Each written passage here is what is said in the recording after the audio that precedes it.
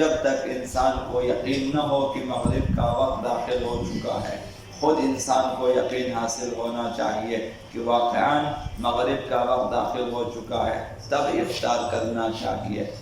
کوئی اذان معتبر نہیں ہے۔ اذان اس لیے معتبر نہیں ہے کہ جب تک آپ کو پتہ نہ ہو کہ یہ اذان دینے والا وقت شناس ہے اور وقت کا پابند ہے، تب آپ اس کی اذان پر روزہ کھول سکتے ہیں۔ جب تک یہ اطمینان نہ ہو، ہر اذان پہ آپ روزہ نہیں کھول سکتے۔ سحری کے بارے میں بھی یہی ہے کہ جب تک آپ کو یقین نہ ہو کہ صبح ہو چکی ہے، اس وقت تک آپ روزہ کھا سکتے، آپ سحری کھا سکتے ہیں، 10 اذانیں ہو جائیں۔ مگر یہ کہ آپ کو یقین ہو کہ جو شخص اذان دے رہے وہ وقت شناس ہے، وہ وقت کا پابند ہے، تب آپ جو ہیں اب سحری بند کریں۔ تو یہ وقت معتبر ہے، اذان معتبر نہیں ہے، چونکہ ہمارے یہاں پہ تقریباً وقت کی پابندی کم ہوتی ہے اور مؤذنین معین نہیں ہے۔ کبھی کوئی اذان دے دیتا ہے اور کبھی کوئی اذان دے دیتا ہے، کبھی جو ہے معتبر شخص اذان دے دیتا ہے جو وقت شناس ہے، کبھی نامعتبر اشخاص اذان دے دیتے ہیں کہ جو وقت کی پرواہ نہیں کرتے۔ تو اس لیے ہمیشہ وقت کو دیکھیں۔ مغرب کے سلسلے میں بھی یہی ہے، اگر آپ کو یقین حاصل ہو جائے یا اطمینان حاصل ہو جائے کہ مغرب کا وقت داخل ہو چکا ہے، تب آپ روزہ کھول سکتے ہیں۔ یہاں تک کہ اگر شک ہو، آپ کو شک ہو کہ شاید وقت مغرب کا وقت داخل ہوا ہے، شاید نہیں ہوا ہے، اس حالت میں بھی روزہ افطار کرنا حرام ہے اور روزہ باطل ہو جائے گا۔ تو لہٰذا یہ چیز۔ تو دوسری چیز جو عرض کرنی ہے کہ روزہ دار کے لیے مستحب ہے کہ روزہ افطار کرنے سے پہلے نماز مغرب بھی ادا کریں اور نماز عشاء بھی ادا کریں، یہ مستحبات میں سے ہے۔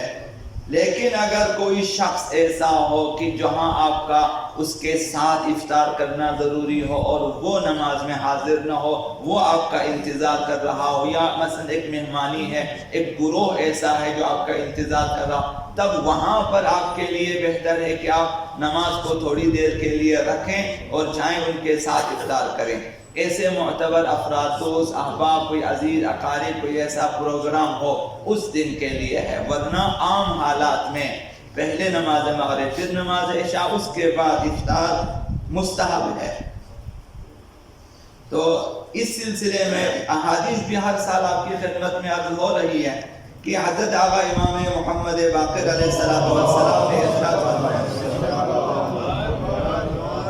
کہ فی رمضان تصلی ثم تفطر، رمضان المبارک میں تجھے چاہیے کہ پہلے نماز پڑھے پھر تو افطار کرے، الا ان تکون مع قوم ينتظرون الافطار، مگر یہ کہ ایک گروہ جو ہے وہ اس دن آپ کے انتظار میں ہو کہ آپ آئیں تو تب وہ افطار کریں گے اور وہ نماز میں حاضر نہیں ہے، تب آپ کے لیے بہتر ہے کہ آپ وہاں جا کر ان کے ساتھ افطار کریں، نماز بعد میں پڑھیں۔ فَإِن كُنْتَ مَعَهُمْ فَلَا تُخَالِفْ عَلَيْهِمْ وَأَفْطِرْ ثُمَّ صَلِّ، جب تم ایسے گروہ کے ساتھ ہو کہ جو پہلے افطار کرتے ہیں تو ان کی مخالفت مت کرو۔ مثلا کوئی پروگرام ہے، کوئی فنکشن ہے، کوئی خاص دعوت ہے، مخالفت نہ کریں، آپ اٹھ کر آ جائیں کہ میں نے تو نماز پڑھنی، آپ لوگ افطار کریں، اگر برا لگے مثلا یا وہ لوگ ناراحت ہو جائے، اس سلسلے میں ہے کہ پہلے ان کے ساتھ افطار کریں۔ لیکن وَإِلَّا فَابْدَأْ بِالصَّلَاةِ، اگر کوئی ایسی مجبوری نہیں ہے تو پھر پہلے نماز پڑھو۔ تو راوی نے سوال کیا کہ یہ پہلے نماز پڑھنے کے سلسلے فرمائے وَلِمَ ذَلِكَ، ایسا کیوں کہ پہلے نماز پڑھیں پھر افطار؟ تو امام باقر علیہ السلام نے فرمایا لِأَنَّهُ قَدْ حَضَرَكَ فَرْضَانِ، اس لیے کہ اب مغرب کے وقت تیرے سامنے دو فریضے ہیں، الافطار والصلاۃ، افطار بھی فریضہ ہے اور نماز بھی فریضہ ہے، فَابْدَأْ بِأَفْضَلِهِمَا، جب تمہارے سامنے دو فضیلتیں موجود ہوں اور دو فریضے موجود ہوں تو جو سب سے بہتر ہو اس سے آغاز کرو۔ وَأَفْضَلُهُمَا الصَّلَاةُ، افطار اور نماز میں سے نماز افضل ہے، یہ پانچویں امام فرما رہے ہیں، بس اس سے ابتدا کرو۔ ثم قال، اس کے بعد فرمایا تُصَلِّي وَأَنْتَ صَائِمٌ، یہ شاید اس فلسفے کو بیان کرنا چاہتے ہیں کہ کیوں پہلے نماز پڑھیں، فرمایا کہ جب تو نماز پڑھے جب کہ روزے کی حالت میں ہو، حالت روزہ ہے، افطار نہیں کیا، اور اسی حالت میں تو نماز پڑھے، فَتُكْتَبُ صَلَاتُكَ تِلْكَ،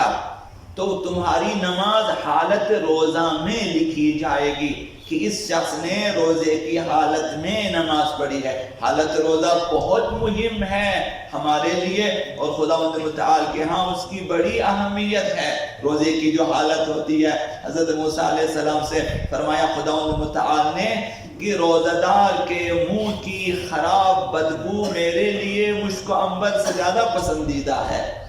خداوند متعال فرماتا ہے حضرت موسیٰ علیہ السلام سے، انہیں حالت روزہ مہم ہے۔ تو فرمایا کہ جب تو نماز کو حالت روزہ میں بچا لائیں گے تو اس وقت تمہاری نماز لکھی جائے گی روزے کی حالت میں، فَتُخْتَمُ بِالصَّوْمِ، اور تمہاری نماز روزے کی حالت میں مکمل ہو جائے گی۔ تو نماز فجر بھی آپ نے روزے کی حالت میں پڑھی ہے، ظہرین بھی روزے کی حالت میں، مغربین بھی، تو ساری نمازیں روزے کی حالت میں ختم ہو جائے گی۔ فرمایا احب الیہ، مجھے یہ بات بہت پسند ہے، پانچویں امام نے فرمایا کہ تمہاری ساری نمازیں روزے کی حالت میں ہو۔ تو اس لیے مومنین کے لیے افضل ہے، بہتر ہے، مستحب ہے، اور فتاوی بھی ہے فقہاء اعظام کا جو کہ عرض کیا۔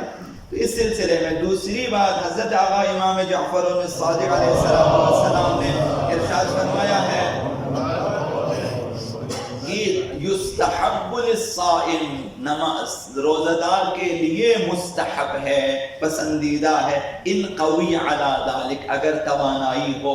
اگر طاقت ہو، اس میں توانائی ہو، ان یصلی قبل ان یفطر، کہ وہ نماز پڑھیں افطار سے پہلے، یہ مستحب ہے، یہ چھٹے امام نے فرمایا۔